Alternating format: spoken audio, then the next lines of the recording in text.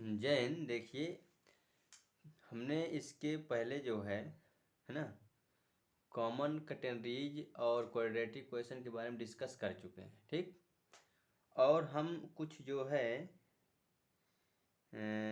Statics के बारे में डिस्कस कर रहे थे, जिसमें से हमने उसमें कुछ बेसिक चीज़ें जो है बताएं, और कैसे जो है मतलब फोर्स उसमें जो लगे हों, बॉडी हमारी इक्विलिब्रियम में है और उस जो है वो स्टे है, रुकी हुई है, तो उसमें कैसे जो है मतलब हम फोर्स के नेट जो रिजल्टेंट होता है वो निकालते हैं किस फार्मूले से, है ना। तो वो हम जो है मतलब डिस्कस कर चुके थे, ठीक। और आज हम ये कह रहे हैं, जैसे मान लो ये हमारे पास कोई मान लो फोर्स है ना, कोई फोर्स है, ठीक, ये ठीक है। और मान लो ये फोर्स एफ है, क्या है, ये फोर्स एफ है, ठीक। ये फोर्स हमारा एफ है, तो अगर हम इसको जो है इसको दो कंपोनेंट्स में तोड़ लें, मान लो एक इसका जो कंपोनेंट एक्स एक्सिस के लॉन्ग होगा वो एफ कॉस थीटा होगा एफ कॉस थीटा, ठीक। और जो दूसरा इसमें बनेगा वो एफ कॉस 90, शायद दिख ना रहा होगा इतने में, मान लो ये एफ है, तो ये हमारा एफ कॉस 90 माइनस थीटा बनेगा, वो वही हो जाएगा, मतलब ये साइन थीटा ही बनेगा, cos 90 minus theta is equal to sine theta ही होता है ना। तो हमारा एफ क्या होगा, ये खत्म हो जाएगा, एफ क्या हो जाएगा, खत्म। मतलब हम ये कह सकते हैं कि एफ के ये दो कंपोनेंट्स हैं, ठीक है। या हम कह सकते हैं कि एफ जो है इन दोनों का रिजल्टेंट है, ठीक। एफ इन दोनों का क्या है, रिजल्टेंट है। तो कहने का मतलब ये है कि अगर हमारे पास मान लो दो फोर्स हैं और उनके उनके हम दो कंपोनेंट्स कर लें, ठीक।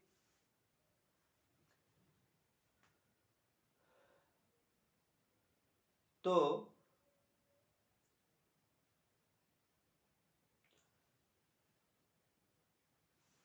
जो हमारा एफ होगा, है ना, ये उसका क्या होगा, रिजल्टेंट होगा, क्या होगा, ये एफ रिजल्टेंट होगा, समझ में आया। या इन दोनों का रिजल्टेंट एफ है या एफ के कंपोनेंट्स ये हैं। तो इस प्रकार से हमने कुछ इसमें बताया था। अब मान लो कि इसकी डायरेक्शन अल्फा है ना, और मान लो हमें ऐसे न दिया हुआ हो, कोई दो फोर्स हो, जैसे मान लो एक फोर्स हमारा ये है P है और ये Q है, दो फोर्स हैं, कितने फोर्स हैं, दो, ठीक। और इनकी डायरेक्शन दो दी हुई है ना, इनकी डायरेक्शन क्या है, दो, ठीक। एक डायरेक्शन मान लो अल्फा है और दूसरी एक बीटा है। डायरेक्शन वही होता है, एंगल जो होता है वही डायरेक्शन को बताता है ना। और डायरेक्शन निकालने का फार्मूला हम आपको बता चुके थे, tan five equal to P sine theta upon, है ना, P plus Q cos theta. ये हम फार्मूला पिछले वीडियोज में जो है क्या कर चुके हैं, बता चुके थे कैसे जो उनका डायरेक्शन को कैसे हम निकालेंगे, ठीक है।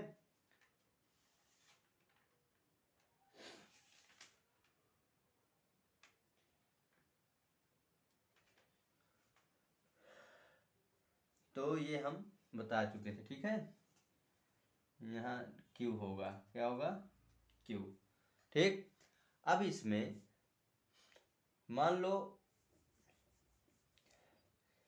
इसकी दो डायरेक्शन है, अल्फा और बीटा, ठीक। और इसका जो P है और Q है, ये इस पर दो फोर्स हैं, इस पर क्या है, ये दो फोर्स हैं, ठीक। तो कहने का मतलब ये है कि ऐसी कंडीशन में आप जो है कैसे जो इसका रिजल्टेंट फाइंड करेंगे, है ना, समझ रहे हो कि नहीं। तो इसका रिजल्टेंट जो हम निकालेंगे, ठीक है, तो रिजल्टेंट जो हमारा निकलेगा वो कुछ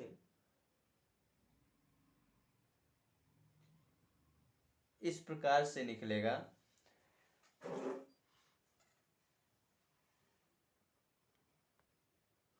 तो यहाँ पर मान लो ये हमारा फोर्स आर है ना, और इसके दो कंपोनेंट्स पी और क्यू हैं।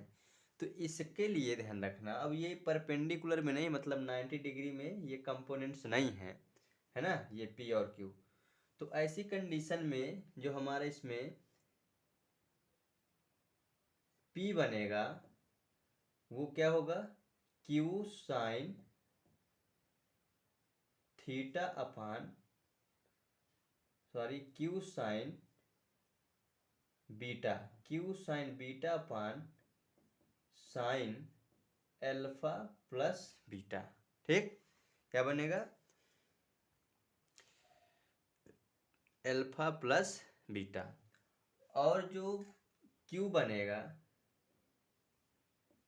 वो हमारा क्यू जो बनेगा वो बनेगा P sine alpha upon sine sign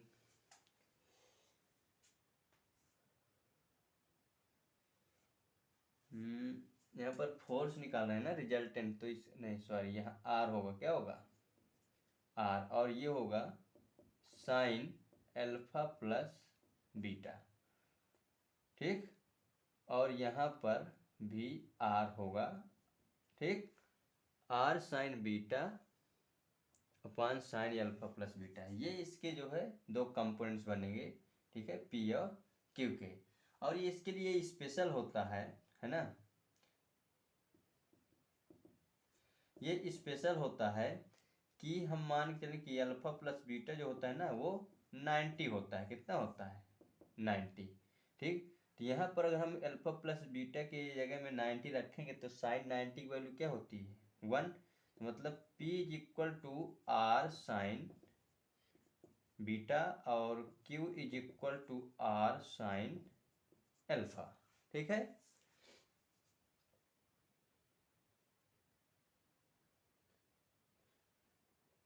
मतलब इसमें अल्फा बीटा फिर यहाँ कुछ भी हो सकते हैं।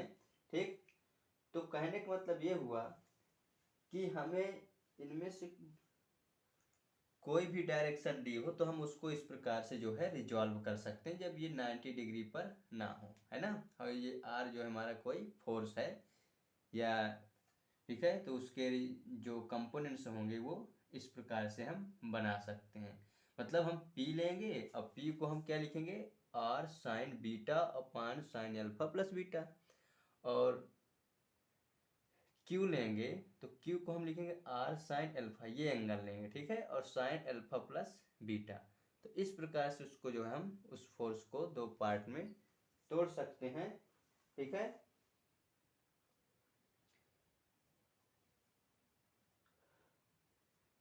तो उसका जो नेट इफेक्ट होगा, ठीक है, वो या नेट रिजल्टेंट होगा वो आ जाएगा। ठीक है, तो आई होप दैट ये समझ में आया होगा। अब देखिए, अब इसमें क्या होगा, देखिए समझिए। तो हमने मान लो, देखिए इससे समझना इसमें इससे रिलेटेड हमने एक क्वेश्चन लिया, इसे two equal force are acting at a point angle between them when square of their resultant is equal to 3 times their product. मतलब इसमें क्या कहा है कि इसका जो रिजल्टेंट का स्क्वायर है ना, रिजल्टेंट का स्क्वायर जो है उसके, ठीक, जो दोनों फोर्स हैं, ठीक है, उन इक्वल फोर्सों के बीच का जो एंगल है ना, ये कह सकते हैं उन दोनों फोर्स जो हैं, दोनों फोर्स जिस पॉइंट पर लग रहे हैं उनका जो प्रोडक्ट है उसके रिजल्टेंट के स्क्वायर के 3 टाइम्स, मतलब 3 गुना है। ऐसा मतलब 3 p/q। ठीक। और कहा है कि इनके जो बीच का हमारा मान लो एंगल है वो हम एल्फा ले लेते हैं। क्या ले लेते हैं? एल्फा। ठीक है। और ये इसका रिजल्टेंट है। ठीक। तो हमसे कहा है कि हमें इस एंगल को, है ना, ये लिखा है मतलब angle between them when square of their resultant, मतलब एंगल क्या होगा बीच का, हमसे एंगल निकालने के लिए कहा। तो इसको देखिए, हम जानते हैं रिजल्टेंट का फार्मूला क्या होता है, यानी कि हमें इसमें क्या निकालना है, रिजल्टेंट का मतलब क्या हुआ, हमें इसमें मैग्नीट्यूड का स्क्वायर निकालना है। क्या निकालना है? मैग्नीट्यूड का स्क्वायर। तो मतलब ये मैग्नीट्यूड का स्क्वायर का मतलब हुआ कि हम प्रूव करवा चुके हैं p² plus q² plus 2pq cos alpha, यहाँ एल्फा है। ठीक। अब यहाँ क्या कहा है, फोर्स दोनों इक्वल है, मतलब p हमारा q के इक्वल है। तो r² is equal to p² plus p², मतलब p is equal to q है, तो यहाँ हम q के स्थान पे p रख लिया, प्लस 2 यहाँ भी p रखेंगे तो 2p² कॉस एल्फा। ठीक। अब ये हमारा r² 3pq के इक्वल ही हमें गिवन है ना क्वेश्चन में, तो इसका यूज कर लेंगे यहाँ पर। तो इसको रखेंगे तो अब p हमारा q के स्क्वायर चाहिए, 3p² बन जाएगा, मतलब यहाँ 3p² लिख लेंगे। और यहाँ से हम ये 2p और ये 2p² कॉमन आ जाएगा, तो बचेगा क्या हमारे पास, 1 प्लस कॉस एल्फा, है ना, 1 प्लस कॉस एल्फा बचा।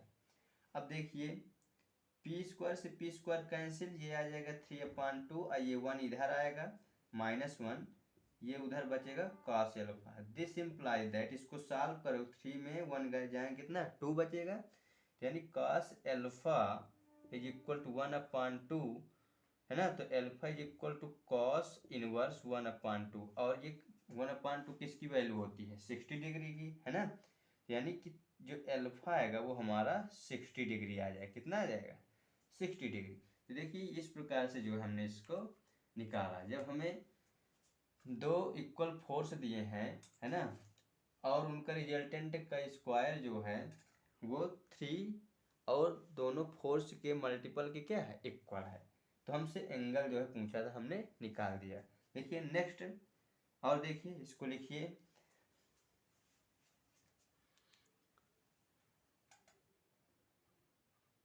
देखिए एक क्वेश्चन ये है, कहा है रिजल्टेंट ऑफ 2 इक्वल फोर्स। ठीक है, मतलब 2 इक्वल फोर्स हैं और उसके 2 मतलब रिजल्टेंट जो है वो भी क्या है, इक्वल हैं, और एक्टिंग एट एन एंगल, एक एंगल जो है मतलब 2θ।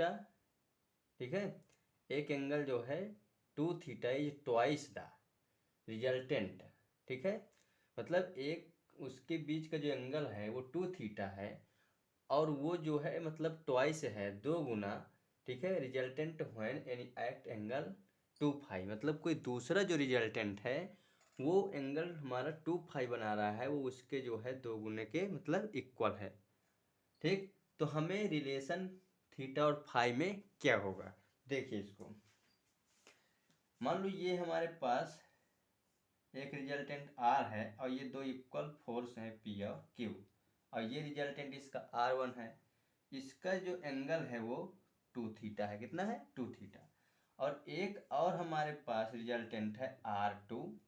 ठीक, और इसके भी जो है फोर्स P और Q हैं, या ऐसे कह सकते हैं कि इक्वल फोर्स हैं, है ना, मतलब कि फोर्स इनके इक्वल हैं, तो हम P और P लिख सकते हैं। ठीक, लेकिन रिजल्टेंट इसका R1 है और इसका R2 है, तो इनका जो रिजल्टेंट है वो हमारा मतलब क्या है कि R1 जो हमारा है ना, R1 वो 2R2 के इक्वल है, ये हमसे कहा है कि मतलब ट्वाइस है।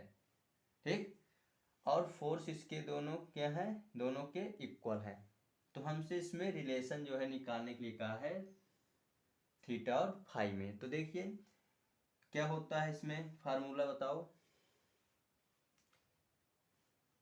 रिजल्टेंट का फार्मूला या मैग्नीट्यूड का जो हमने निकलवाया था, क्या होता है,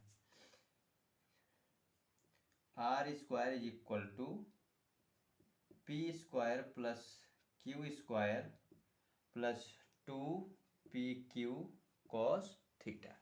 ठीक, अब यहाँ फोर्स इक्वल है, तो फोर्स इक्वल है तो इसका मतलब क्या हुआ, ये r1 का स्क्वायर है लिए, ठीक, तो इसका मतलब क्या हुआ कि ये p स्क्वायर हो जाएगा, और यहाँ भी p रखेंगे q के स्थान पे, तो ये 2p स्क्वायर कॉस यहाँ पर 2 थीटा चलेगा, क्या चलेगा, 2 थीटा। ठीक है, तो ये हमारा कितना आएगा,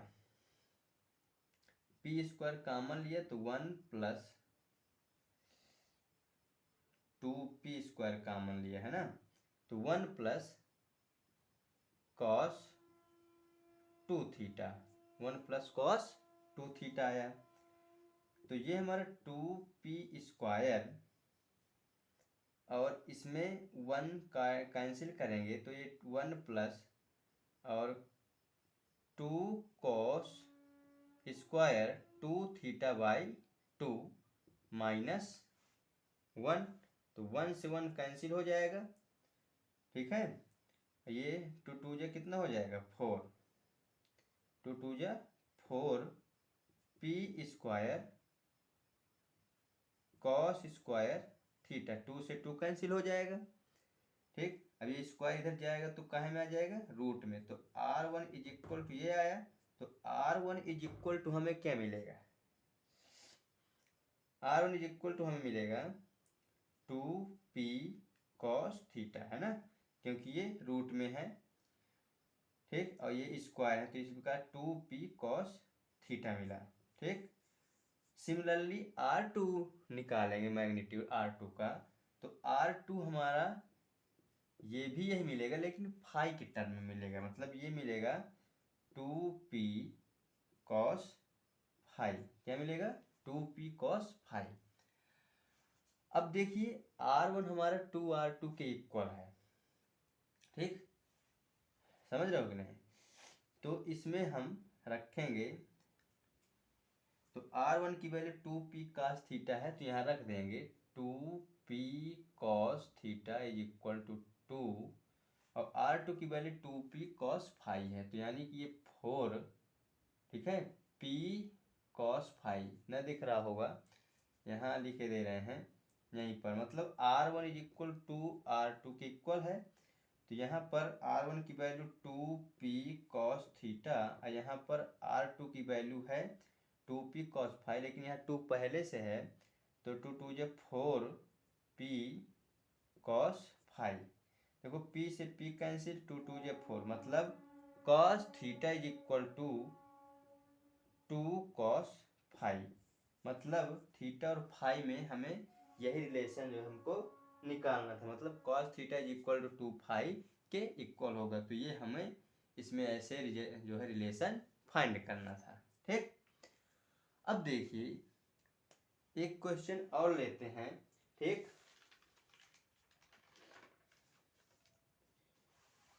या इसके पहले मान लो कि मान लो एक कोई हमारे पास पार्टिकल है, एक हमारे पास कोई क्या है, मान लो ये पार्टिकल है, ठीक है, और ये पार्टिकल हमारा जो है इस पर कोई 2 फोर्स मान लो लगे हुए हैं, कितने फोर्स, 2 फोर्स, ठीक है, ये, और इन 2 फोर्स का मतलब क्या हुआ कि ये फोर्स जो है हमारे इक्वल होना चाहिए, तभी ये बॉडी जो है क्या रहेगी, स्टे रहेगी, रुकी हुई रहेगी, मतलब इक्विलिब्रियम में रहेगी, है ना, तभी इक्विलिब्रियम का मतलब इसे मूव नहीं करना चाहिए। ठीक, तो ये तो हमारी हो गई 2 फोर्स, मान लो 3 फोर्स लगे हैं, है ना, मान लो मैं कहूं कि इसमें 3 फोर्स लगे, मान लो ये हमारी बॉडी है, इस पे एक फोर्स ये है, एक फोर्स ये है, एक फोर्स ये है ना, और ये हमारा P है, ये Q है और ये R है। ठीक, तो ये हमारे 3 फोर्स लगे हुए हैं, ठीक। तो अब मैं कह दूं या मैं चाहता हूं कि ये जो है इक्विलिब्रियम में रहे। मैं क्या चाहता हूं कि ये इक्विलिब्रियम में रहे, है ना, इक्विलिब्रियम में रहे, मतलब स्टे रहें, ठीक है। तो मतलब क्या हुआ कि इन फोर्स को जो है इक्वल होना पड़ेगा, है ना। तो मतलब कहने का कि इक्विलिब्रियम का मतलब हुआ कि आर जो हमारा होगा वो 0 होना चाहिए, रिजल्टेंट हमारा 0 के इक्वल होना चाहिए, ठीक, जिससे हम नेट जो है उसका रिजल्टेंट फाइंड कर सकते हैं, ठीक।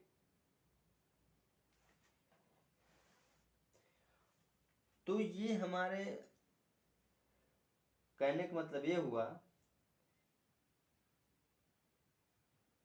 कि रिजल्टेंट जो हमारा होता है या फोर्स जो हमारा होता है एक वेक्टर क्वांटिटी होती है, ठीक है। वेलोसिटी भी हमारी वेक्टर क्वांटिटी होती है, ठीक। उसमें स्पीड और डायरेक्शन दोनों रहती हैं वेलोसिटी में, ठीक है। लेकिन स्पीड और डायरेक्शन ही होना जरूरी नहीं है, उसके साथ साथ उसमें यानी वेक्टर क्वांटिटी के लिए, है ना, वेक्टर होने के लिए कह सकते हैं उसमें क्वांटिटी मैग्नीट्यूड डायरेक्शन जो है होना जरूरी है। और लॉ ऑफ वेक्टर एडिशन भी होना जरूरी है। तो मान लो कि जैसे ये वेलोसिटी है, क्या है ये वेलोसिटी, तो इस पर मैग्नीट्यूड भी हो, ठीक है, क्या हो मैग्नीट्यूड भी हो, और दूसरी बात डायरेक्शन भी हो, ठीक, क्या हो डायरेक्शन, और उसमें लॉ ऑफ वेक्टर एडिशन भी होना चाहिए। ये 3 चीज होना चाहिए, तब वो हमारा वेक्टर क्वांटिटी कहलाता है। केवल इतना कहने से जो है वो अधूरा रहता है, ठीक है।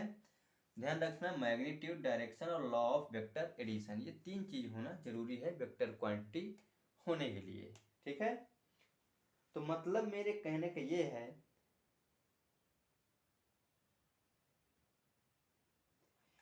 कि अगर 3 फोर्स उसमें लगे हैं, कितने फोर्स, 3 फोर्स, जैसे हमने ये लिया, इसमें 3 फोर्स पी क्यू आर लगे हैं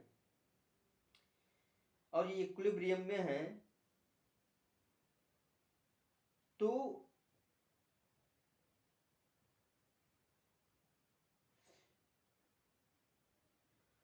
इसको इसका तरीका कैसे होगा, है ना, मतलब हम इसको जो है नेट रिजल्टेंट कैसे निकालें। तो नेट रिजल्ट निकालने के लिए हमें इसको क्या करना पड़ेगा, रिजल्टेंट फोर्स को मतलब 0 करना पड़ेगा, है ना। तो मतलब कहने का कि जैसे मान लो मैंने इसमें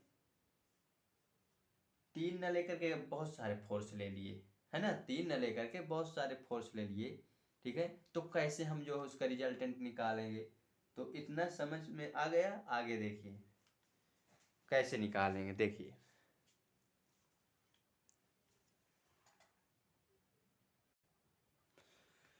तो जैसे हमारे पास कई सारे फोर्स हैं, जैसे मान लो ये बॉडी है ना, और इसमें फोर्स लगे हैं, ये है और एक फोर्स ये है, एक फोर्स ये है, एक फोर्स ये है और ये है ना। और ये फोर्स हमारे ठीक इक्विलिब्रियम में है, काहे में है, इक्विलिब्रियम में, ठीक। तो इक्विलिब्रियम का मतलब क्या हुआ कि ये बॉडी हमारी स्टे है, रुकी हुई है। अब मान लेते हैं कि ये हमारा एंगल थीटा है और इसको हम एक्स एक्सिस के एलांग अभी कह रहे हैं कि एक्स एक्सिस है, और ये एंगल हमारा मान लेते हैं कितना है, थीटा है। कितना है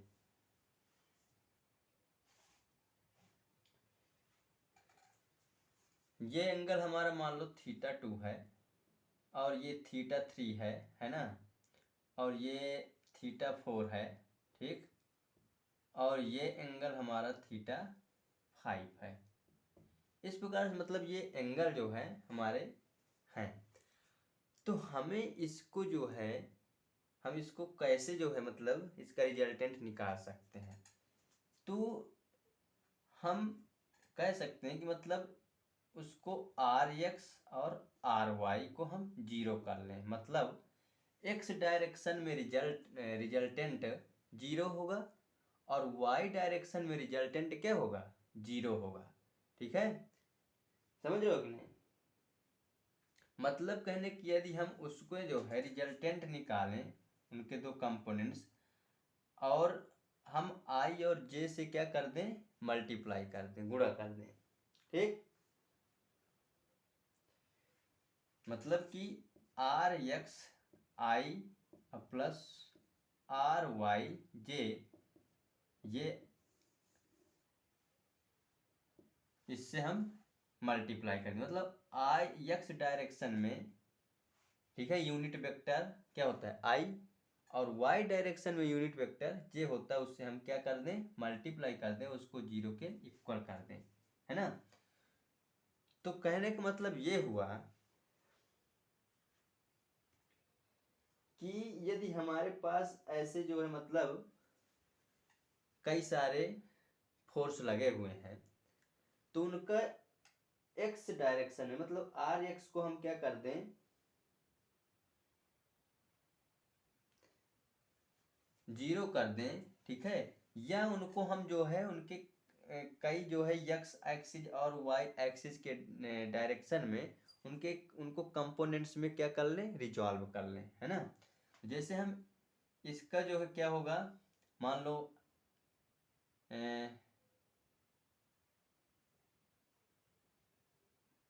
क्या होगा, थीटा वन है ना, और मान लो कि ये फोर्स का नाम हम दे देते हैं, मान लो ये P1 है, ये P2 है और ये P3 है, ये P4 है और ये P5 है। तो ये हमारा P cos थीटा वन और इधर हमारा कहीं P sin थीटा वन होगा। इस प्रकार से हम कंपोनेंट्स में तोड़ लें। इसी प्रकार इसका तो मतलब इसको तोड़ें तो इसका भी यही बनेगा, ठीक है, मतलब ये P1, ये P1 है ना, P2 को तोड़ लें और P3 को इस प्रकार तोड़ लें। ठीक, तो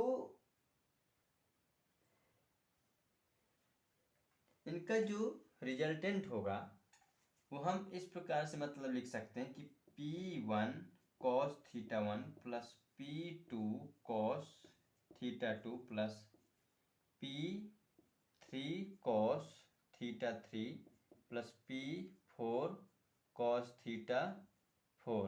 ठीक है, और एक क्या बचा, 5, मतलब P plus P5 cos theta 5, इसको क्या कर दें, जीरो के इक्वल कर दें, तो यहाँ से हमें रिजल्टेंट क्या मिल जाए, फाइंड हो जाएगा। ठीक, मतलब सारे फोर्स को हम जो है रिजल्टेंट में क्या कर दें, यानी कि सारे फोर्सों को एक्स डायरेक्शन में क्या कर दें, रिजॉल्व कर दें, सारे फोर्सों को ध्यान रखना, या तो एक्स डायरेक्शन में रिजॉल्व कर दें या तो जो है वाई डायरेक्शन में। सिमिलरली वाई डायरेक्शन में अगर रिजॉल्व करोगे सभी को, ठीक, तो ये एक्स डायरेक्शन में हमने सभी को रिजॉल्व कर दिया। अब देखिए वाई डायरेक्शन में सभी को रिजॉल्व करेंगे तो P1 sine theta one plus P2 sine theta two plus P3 sine theta three plus P4 sine theta four plus P5 sine theta 5 is equal to zero. यानी हमने इसको वाई डायरेक्शन में जो है रिजॉल्व कर दिया। ठीक, तो यक्स अक्ष का जो सम होगा, है ना, कह सकते हैं जीरो होगा। क्या होगा, जीरो।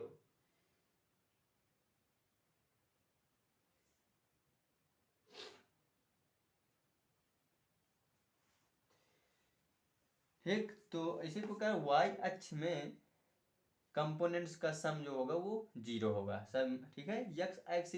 एक्स डायरेक्शन में सभी कंपोनेंट्स का जो सम होगा वो 0 होगा, और वाई एक्सिस में सभी कंपोनेंट्स का जो सम होगा वो 0 होगा।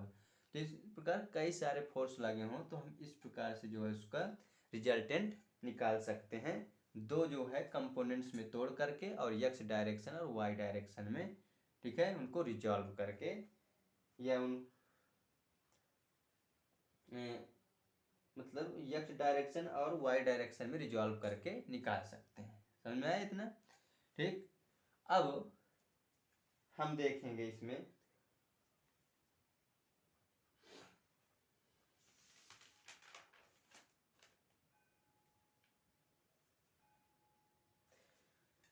तो ये हमारा आर एक्स एक्स की डायरेक्शन में, ये हमारा आर वाई है ना। तो आर एक्स और आर वाई की वैल्यू इस प्रकार से निकाल करके और आई और जे से क्या करवा देंगे, मल्टीप्लाई करवा देंगे। क्या करवा देंगे मतलब वेक्टर फॉर्म में इसको लिख लेंगे, ठीक है। मल्टीप्लाई आई जे से करवा देंगे, ठीक, और इसमें जे से, और उसे वेक्टर फॉर्म में हम कन्वर्ट कर लेंगे, है ना। और फिर उसका जो है हम मैग्नीट्यूड निकालेंगे। क्या निकालेंगे? मैग्नीट्यूड, ठीक। तो तब जा करके हमें उसका जो है रिजल्टेंट मिल जाएगा, ठीक। यह हम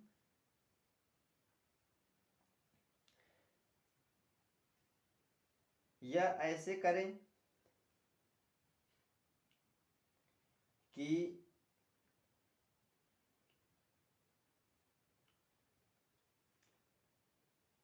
या ऐसे ही ठीक है, ठीक, ऐसे ही कर लेना। जैसे देखिए मान लो एक क्वेश्चन है कि ये हमारा बॉडी है, ठीक, और इस बॉडी पर मान लो इधर 2 न्यूटन का फोर्स लग रहा है। कितने न्यूटन का? 2 न्यूटन का। और इसमें मान लो कि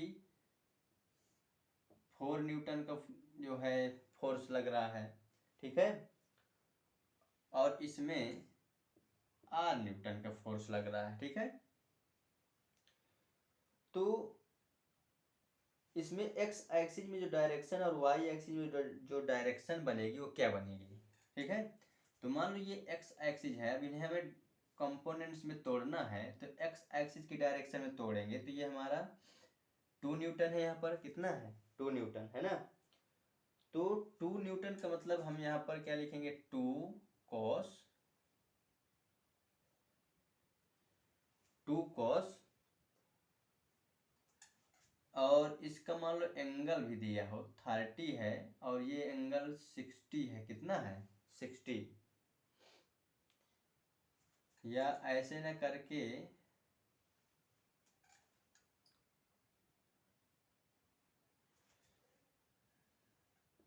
रुक जाइए, ऐसे करिए, ये एंगल 60 है। कितना है ये एंगल 60 है, और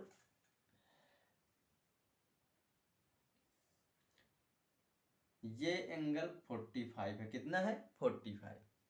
अब देखिए इसमें क्या करेंगे, इसको हम दो कंपोनेंट्स में, ये वाई एक्सिस है, और दो कंपोनेंट्स में डिवाइड तोड़ लेंगे तो मतलब 2 cos 30 बनेगा। कितना बनेगा? 2 cos 30 बनेगा, ठीक।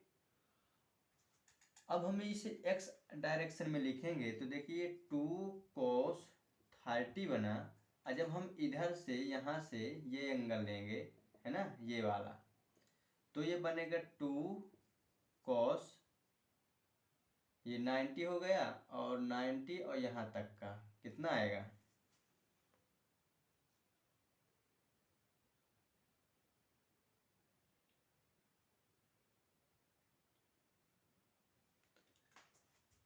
One twenty. कितना आएगा? 120, अब प्लस यहाँ से यहाँ तक का कितना आएगा?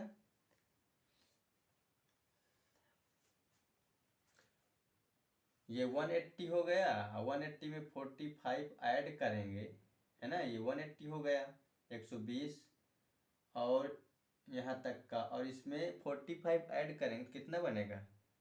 cos 255, वो 25, ठीक है। तो एक्स डायरेक्शन में हमने इसको ऐसे लिख लिया, ठीक है, समझ में आया। वाई डायरेक्शन में भी लिख सकते हो, तो वाई डायरेक्शन में मतलब 2 sin 30 प्लस 4 sin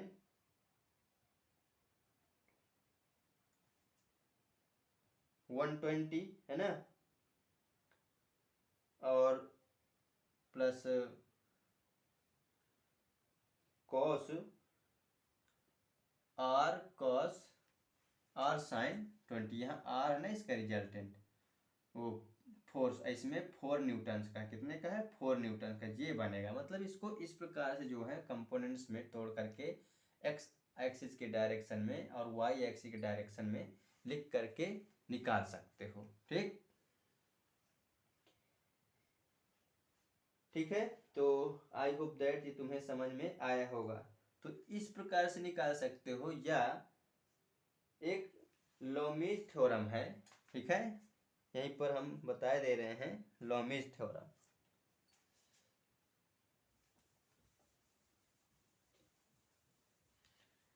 तो लोमीज थ्योरम क्या कहती है कि यदि हमारे पास मान लो कि 3 फोर्स हैं, कितने फोर्स हैं 3 फोर्स, ठीक, ध्यान समझना, 3 फोर्स हैं, ठीक है।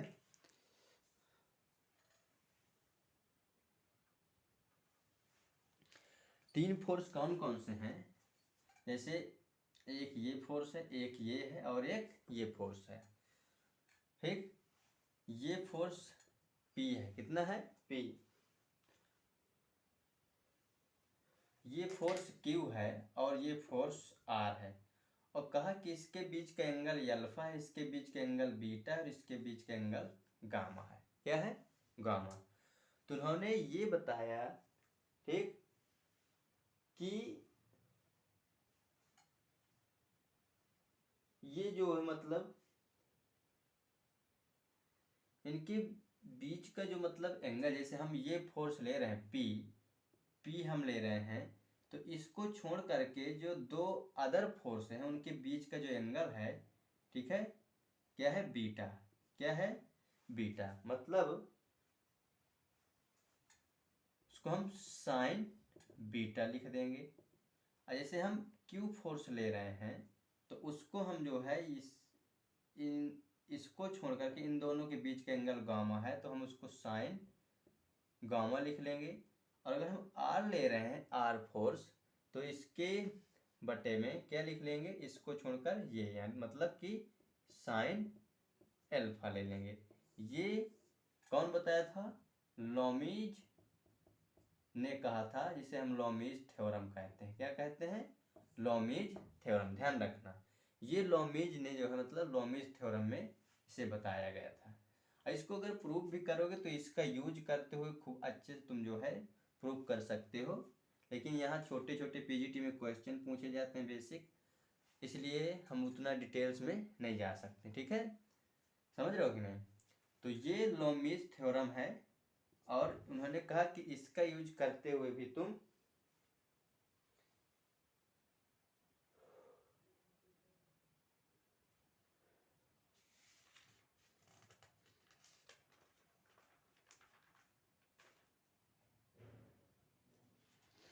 निकाल सकते हो, ठीक है, इस मेथड से।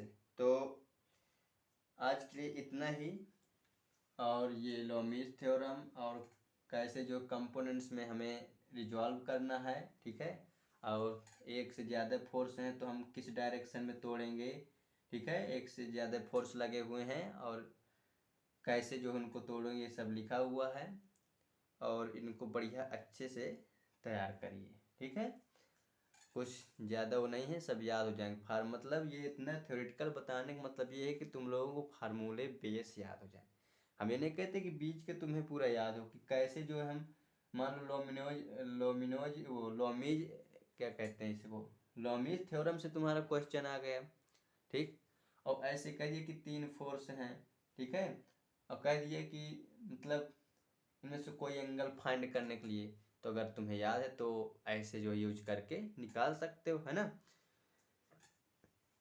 तो आज के लिए इतना ही, ठीक है, और बढ़िया से तैयारी करिए। धन्यवाद। जय हिंद।